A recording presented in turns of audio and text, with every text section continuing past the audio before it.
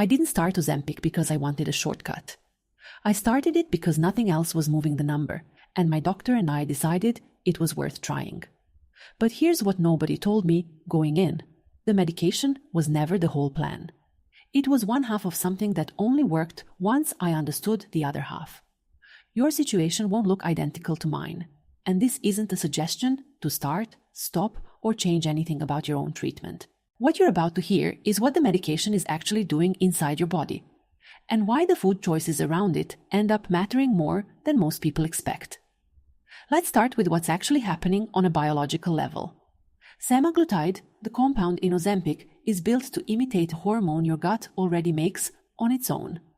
That hormone is called GLP-1, and it's released naturally after you eat. Its job is to talk to 3 different systems at once. It nudges your pancreas to release more insulin and less glucagon, which helps keep your blood sugar from spiking. It slows down how quickly your stomach empties, so a normal meal keeps you full for hours instead of 90 minutes. And it reaches into your hypothalamus, the hunger control center of your brain, and quiets the background noise that makes you think about food all day. The medication is essentially amplifying a signal your body was already sending. It's not overriding your biology. It's turning up the volume on a hormone you were producing all along. That distinction matters more than it sounds like it should. A lot of the fear around these medications comes from picturing them as something foreign, something that hijacks your system and forces it to behave differently. That's not quite what's happening. Your intestines release small amounts of GLP-1 every time you eat, and it gets broken down within minutes. Semaglutide is built to resist that breakdown, so instead of a few minutes of signal, you get a steady, extended one. It's less like introducing a new instruction, and more like turning a whisper into something your body can actually hear all day long. There's also a related medication class worth knowing about, because you may hear the names used almost interchangeably, even though they're not identical. Tirzepatide, sold under different brand names, activates GLP-1 and a second hormone receptor called GIP at the same time. 2 signals instead of 1 tends to produce a stronger effect on appetite and blood sugar. That's a conversation to have with your own doctor, not something to self-select based on a video. But it's useful to know the landscape isn't a single drug. It's a small family of related tools, each nudging the same hormonal pathway from a slightly different angle. Why does that matter more after 50? Because menopause changes the hunger signal itself. As estrogen drops, ghrelin, the hormone that tells you you're hungry, tends to rise.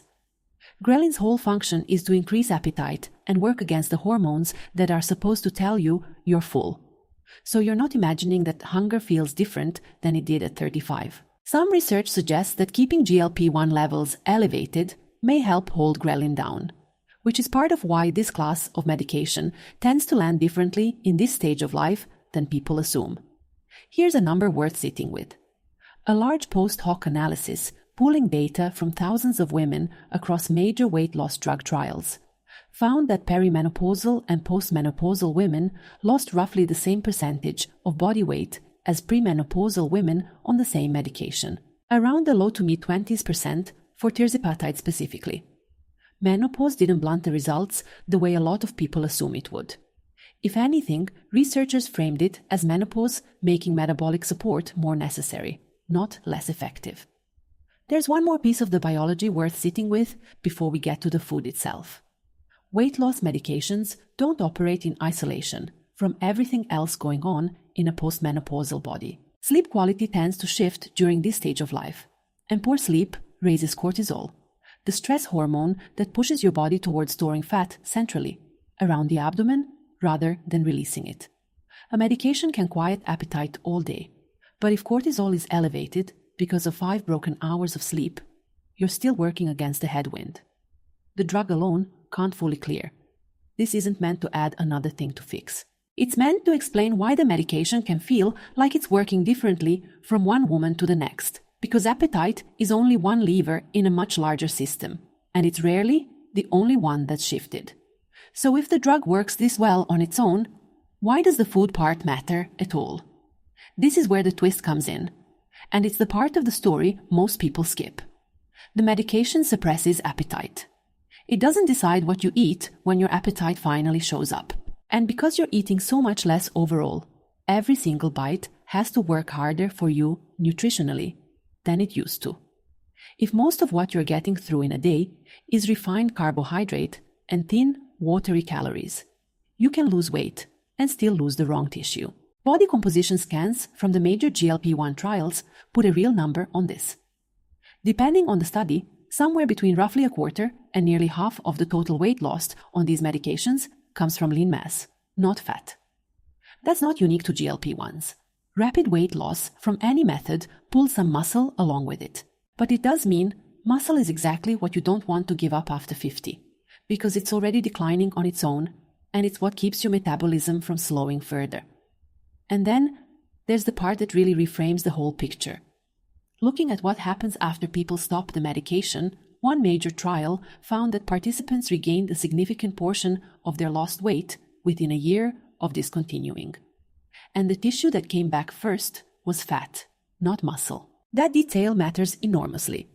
It means the medication was never building a new baseline for you. It was clearing space for you to build one. If nothing changes about how you're eating while that space is open, your body simply reverts. Once the appetite suppression fades, the drug buys you time. What you do with that time is what determines whether the change holds. So here's how that understanding can actually shape the food side of things. The first shift is protein. And it isn't subtle. Because appetite drops so much, you genuinely cannot afford to waste calories on food that doesn't carry protein with it. Treat protein as the first decision at every meal, not an afterthought. Eggs, plain yogurt, fish, poultry, legumes. Foods that are dense enough to matter even when you're only eating a small amount. The goal isn't more food. It's making the little food you are eating count toward keeping muscle instead of losing it. The second shift is resistance training, which sits right next to the food conversation, because muscle needs a reason to stay. You can eat all the protein in the world, but if nothing is asking your muscles to work, your body has less incentive to hold on to them while you're in a calorie deficit. You don't need a gym membership or an hour a day. 2 or 3 short sessions a week focused on the major muscle groups is enough to change the signal. The third shift is slower eating, almost by necessity. Because the stomach empties more slowly on the medication, eating quickly stops making sense. Physically, it doesn't feel good. Noticing fullness earlier and stopping there instead of pushing through out of habit resets your relationship with portion size faster than any diet rule ever could. The fourth shift is accepting that some days appetite barely shows up at all, and treating that as information instead of a problem to fix. On low appetite days, lean on nutrient-dense, easy foods, a protein shake, a soft cooked egg, a small portion of salmon, instead of forcing a full meal you don't want. This part of the adjustment tends to be the hardest, because it runs against everything you were taught about finishing your plate. The fifth shift is paying closer attention to fiber, mostly because appetite suppression makes it easy to accidentally eat less of it without noticing. Slower digestion plus lower food volume can work against you if the food you are eating is low in fiber. Vegetables, beans, and whole grains, even in smaller portions than before, keep things moving comfortably and stretch out fullness even further. It isn't about adding more to the plate. It's about making sure what's already there is doing more than one job. The sixth shift is hydration, which sounds almost too simple to mention, but it matters more here than it did before. When appetite drops, thirst cues can get quieter too, and it's easy to go long stretches without enough water. Dehydration on its own can mimic hunger, slow digestion further, and make the nausea some women experience on these medications noticeably worse. And it's worth knowing that GLP-1 prescribing labels carry a specific warning about dehydration-related kidney strain, which is exactly why staying ahead of it matters, not just for comfort. Keeping water visible and building it into the same routine as meals, a glass before eating, not just whenever you remember, solves a problem you didn't even realize you had. None of this reverses hormones, and none of it is a promise of a specific outcome. What it does is give the medication something to work with instead of something to fight against. The appetite suppression creates a window. The food and movement choices decide what fills that window. If you're navigating this stage of life and a GLP-1 medication is part of your plan, or something you're considering with your doctor, the biology is worth understanding on its own terms. The hormone was always yours. The medication just turns the volume up. What happens next, whether the results become a new baseline or a temporary detour, comes down to what you build while that volume is turned up, not the injection itself. That's also why this isn't really a story about a shortcut, even though it can look like one from the outside. A shortcut implies skipping the work. What actually happens is closer to the opposite. The medication removes the constant negotiation with hunger that usually eats up so much mental energy. And what fills that freed up attention is the part that actually matters. Less time spent white-knuckling through cravings. More time spent deciding, calmly, what a plate of food should actually contain. That's a different kind of effort than dieting used to require, but it isn't the absence of effort.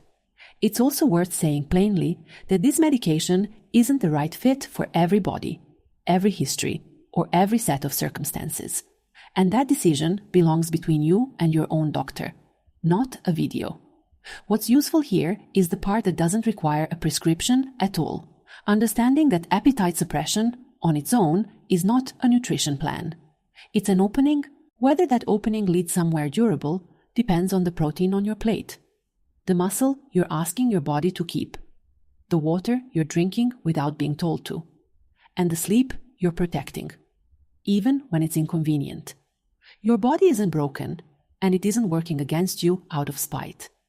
It's running on a different hormonal script than it was 20 years ago. And once you understand what that script actually says, the choices around it stop feeling like guesswork. The medication can turn the volume up on a signal that was always yours. What you build around that signal is still entirely up to you.